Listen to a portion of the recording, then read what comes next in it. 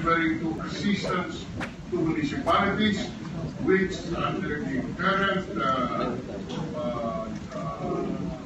General Appropriations Act, with a lump sum allocation of 11.7 billion, carried through the 2019 NEP and in the Act, the General Appropriations Bill, and in our Senate version. So now, so far, the sponsor said they provide technical assistance.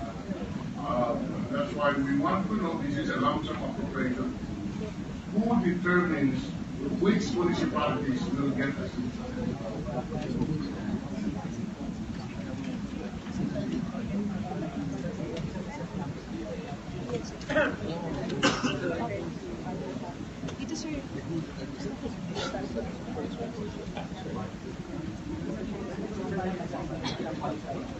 Your Honor, Mr. President, according to the DNG, all municipalities submit their different to their NDIP, sorry, the Local Development Investment Program.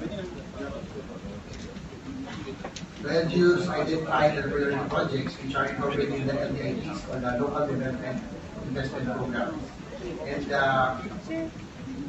the LDIPs are approved by the local development councils and given allocation under assistance to municipalities. The LGUs identify and funded priority projects listed in the Local Development Investment Programs.